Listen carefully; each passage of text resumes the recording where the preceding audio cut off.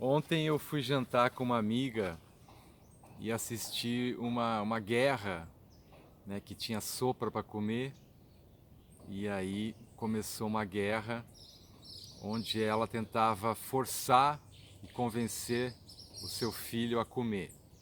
A gente sabe muito bem como é que é isso. Daí veio ameaças, né, se você não comer, você vai pro quarto, você vai de castigo, não vai brincar mais, todo tipo de ameaça, e aí ele começa uma guerra que vai transformando o processo de comer numa coisa muito dolorosa para a criança.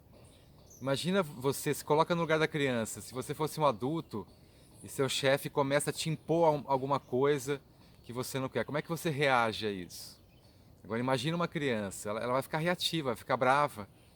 E, na verdade, você está trazendo esse clima para a alimentação, né? Você está criando essa guerra e está mantendo essa guerra porque você acha que é uma disputa de poder.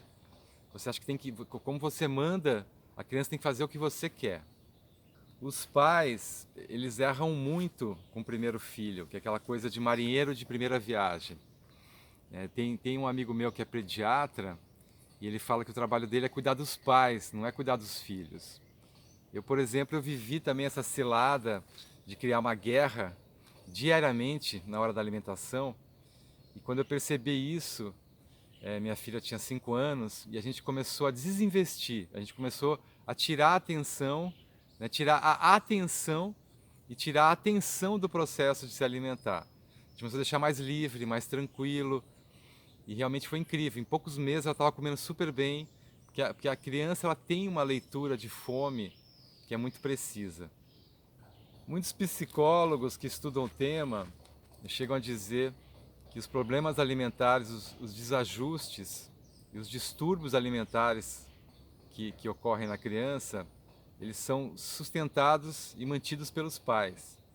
Né? Tem muito pai que faz um absurdo de fazer um prato gigante, né, um prato adulto para a criança e forçar que ela só saia da mesa depois que ela coma todo esse prato.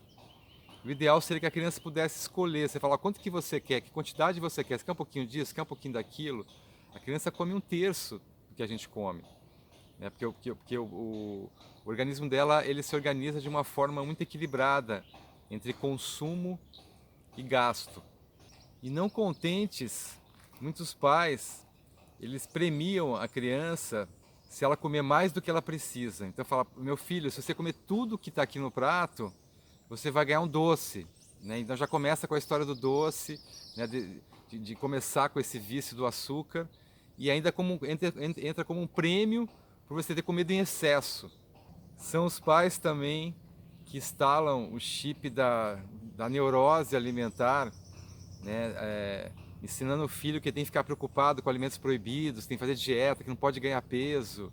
Então, essa neurose normalmente passa dos pais para os filhos, né? Porque a gente aprende tudo com os pais, né? Tudo do nosso pai a gente aprende pelo exemplo, pela atitude. Então essa neurose também é passada. Então basicamente todos os desajustes e as questões alimentares que nossos filhos vivem são criadas por nós mesmos. É triste pensar isso, mas se a gente não trazer essa consciência, a gente não pode mudar a forma de agir. E quando você realmente deixa mais livre, deixa a criança escolher, a criança vai ajustando e vai atingindo um nível de relação com a alimentação que é muito mais saudável. A minha filha Maria, a gente fez isso com 5 anos, a gente fez isso, foi incrível, a gente nunca mais teve problema, nunca mais teve uma guerra, e a gente que coloca a guerra ali, né? A gente começa a impor uma coisa e a criança fica reativa. E hoje ela se alimenta de forma super equilibrada, come super bem, come de tudo, né? Então é isso, eu só queria trazer esse olhar. Esse assunto é muito mais complexo que isso, mas a gente tem que parar de trazer essa guerra.